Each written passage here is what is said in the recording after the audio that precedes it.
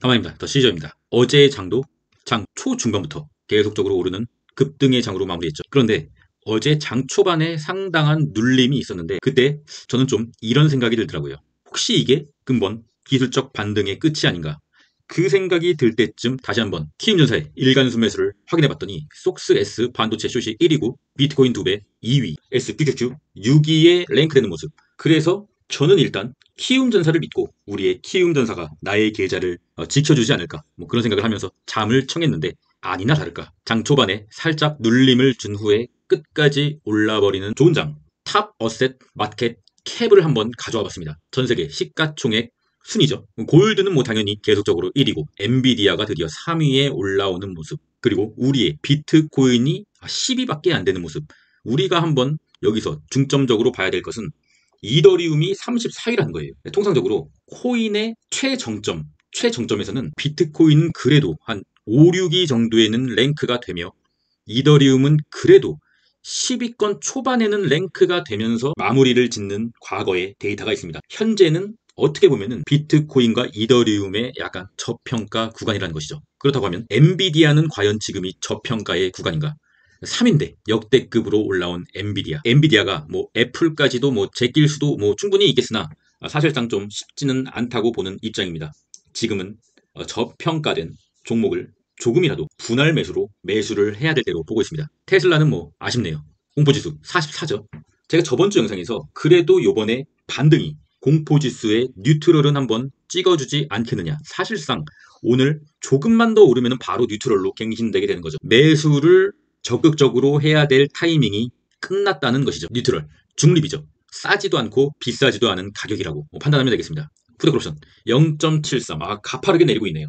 통상적으로 0.80 이하라고 하면 강세의 장, 현재 뭐 누가 뭐라고 해도 광세의 장은 맞고요. 그리고 0.70 이하로 내려간다고 하면 부분 매도 가야죠. 3배 레버리지는 반드시 0.70 이하로 내려간다고 하면 수익을 조금 챙기고 넘어가야 된다는 것입니다. 우리가 이때 0.60 초반대까지도 내려간 적이 있었는데 이때가 나스닥의 저번 고점이었습니다. US100 CFD 나스닥 지수차트 일봉입니다. 현재 상당히 좀 의미 있는 봉이 떴는데 이 봉이 뜨면서 드디어 21선이 약간 상방으로 돌릴 수 있는 가능성을 만들어준 것이죠. 평평해졌습니다. 이때도 평평해지고 상방으로 돌리고 엄청난 상승이 나왔다는 거죠. 그러나 현재 나스닥의 자리가 장기 상방 저항선에 어느덧 좀 가까이 와 있다. 만약에 더 올라서 상방 저항선 빨간색 위로 올라갔다고 하면 이 구간에서는 무조건이에요. 뒤도 돌아볼 필요가 없습니다. 절대로 매수를 해서는 안 되겠고요. 뭐 단타라면 매수를 해도 되겠지만 저는 단타를 하지 않기 때문에 이때는 3배 레버리지의 강한 매도 타이밍이라고 보시면 되겠습니다. 현재는 약간 선택의 자리.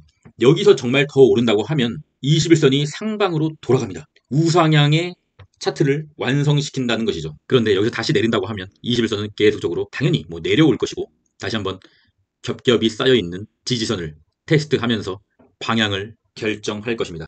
근데 어쨌든 현재는 5일선, 빨간색 5일선을 이탈하지 않았기 때문에 뭐 오늘 조금 내린다고 하더라도 5일선만 이탈하지 않는다고 하면 일단 홀딩의 관점으로는 보고 있습니다. 환율은 상당히 최근 급락을 하면서 빨간색 지지선을 깨고 볼린저 밴드 밖으로 나가버렸어요.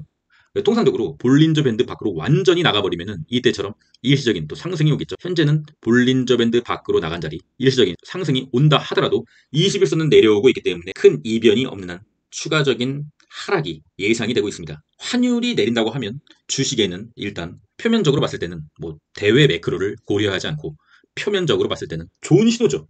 테슬라 같은 경우는 일단 상당히 많이 올라왔습니다. 장기 삼각수렴의 파란색 선에서 정확하게 주차하는 모습, 선택의 자리죠.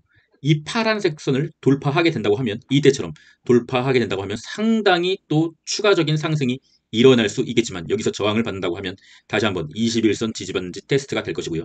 21선을 이탈하게 된다고 하면 또 추가적인 하락이 나올 수가 있는 거죠. 현재 나스닥의 주도주, 뭐 엔비디아, 테슬라 전부 다 이런 상황입니다. 상방 저항선에 다 걸려 있어요. 엔비디아도 보면은 상단선을 이은 파란색 선 정확하게 지금 걸려 있잖아요. 이 선을 제 영상을 보시면 아시겠지만 제가 오늘 그은 게 아니에요. 며칠 전에 그어놨습니다. 여기까지는 왠지 오르지 않겠느냐. 여기를 돌파한다고 하면 사실상 전고점을 넘는 그림까지도 예상할 수 있겠으나 넘기지 못한다고 하면 추가적인 지지라인을 테스트하러 내려가겠죠. 21선을 미세하게 평평하게 올리면서 상방의 흐름의 가능성을 만드는 자리. 개인적으로 엔비디아가 정말 긍정적으로 봤을 때 전고점을 돌파하게 된다고 하면 어디까지 오를지 모르는 상황이 연출될 거라고 보고 있습니다. 하지만 24년에 최고점이 될 확률이 높겠죠. 너무나도 가파르게 올랐기 때문입니다. TQQQ 일단 여전히 21선을 상방으로 돌리진 못했으나 일목균형표의 구름대를 깨부수고 있다. 일단은 홀딩의 개념으로 보고 있습니다. 속슬도 저점을 이은 이 파란색 선 정확하게 또 주차를 하네요. 어떻게 이렇게 자로 잰 듯이 주차를 하는지 정말 불가사의하고요. 속슬도 선택의 자리.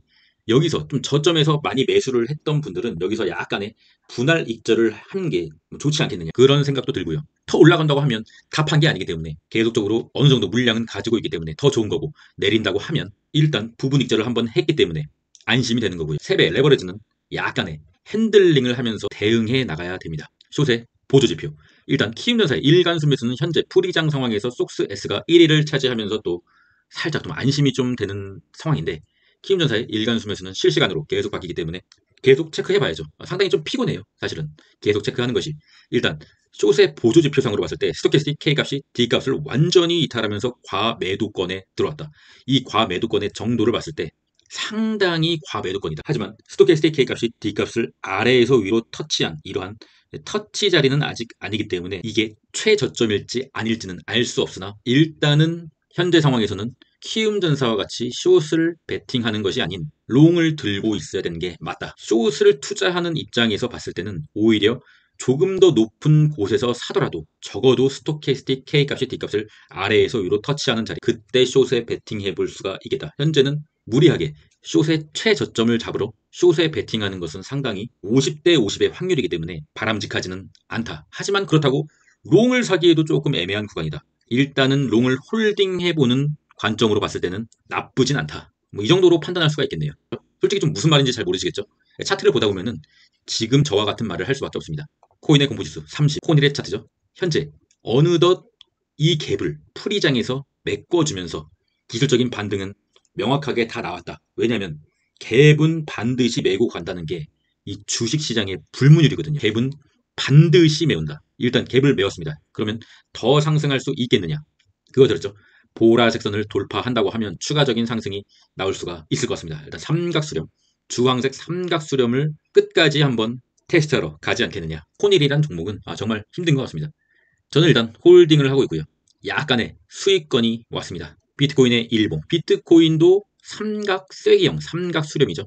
계속적으로 시간이 지나면 당연히 이 부분까지는 올 것이고요. 결정을 하겠죠. 상방이냐 하방이냐 결정되는 대로 대응을 하셔야 될 것으로 보고 있습니다. 이더리움도 조금 밑에 있긴 하지만 삼각 수렴 조만간 며칠 내로, 이번 주 내로 좀 방향을 결정하지 않을까 생각하고 있고요. 하지만 위로 간다고 하더라도 겹겹이 있는 저항선 다 깨부시고 올라야 되는데, 그러면은 뭔가 기관이나 큰손이나 어떤 나라에서 이더리움을 매수해주는 움직임을 보여줘야 된다고 생각합니다. 현재 이더리움 같은 경우는 아까 말씀드렸다시피 34위, 이더리움이 아직 상승이 끝난 게 아니라고 한다면 현재는 매도할 타이밍은 아닌 것이죠. 더 시저스 멤버십, 장투 성향이시면 장교 멤버십, 단타도 하고 싶다. 최근 들어서 좀 단타를 많이 성공하고는 있는데, 단타 계좌의 경우에는 사실상 굉장히 짧게 가져가는 매매를 하기 때문에 최근 급락에서도 뭐 손해가 없죠. 왜냐면 가지고 있는 게 없었으니까. 장투와 단타를 병행하는 것이 리스크 회피 차원에서 적절하다고 보고 있으며, 자신에게 맞는 투자가 옳은 투자라고 보시면 됩니다.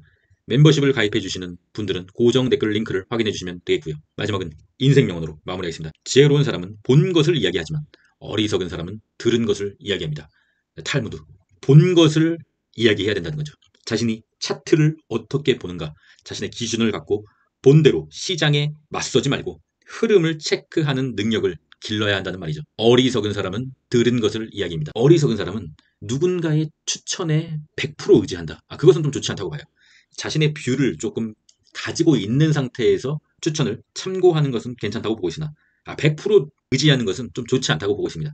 더 시절 멤버십은 리딩방이 아니에요. 계속적으로 차트에 대해서 얘기하는 시간이 더 많습니다. 차트를 볼 줄 알아야 누군가를 참고를 하더라도 본인이 결정할 수 있잖아요. 저는 그러한 것을 알려드리고 싶어서 멤버십을 개설한 것이지 리딩을 하려고 한 것이 아닙니다. 제가 뭐라고 리딩을 하겠습니까? 차트를 보는 방법, 그게 핵심입니다. 현재 상황은 선택의 자리, 많은 수익권에 도달하신 분들은 야간에 부분 매도를 해도 괜찮다고 보고 있습니다. 하지만 여기서 조금 더 오른다고 하면 방향을 상방으로 돌리는 자리이기 때문에 강한 자신의 신념과 믿음이 있으시면 계속적으로 전체 물량을 홀딩하는 것을 추천드립니다.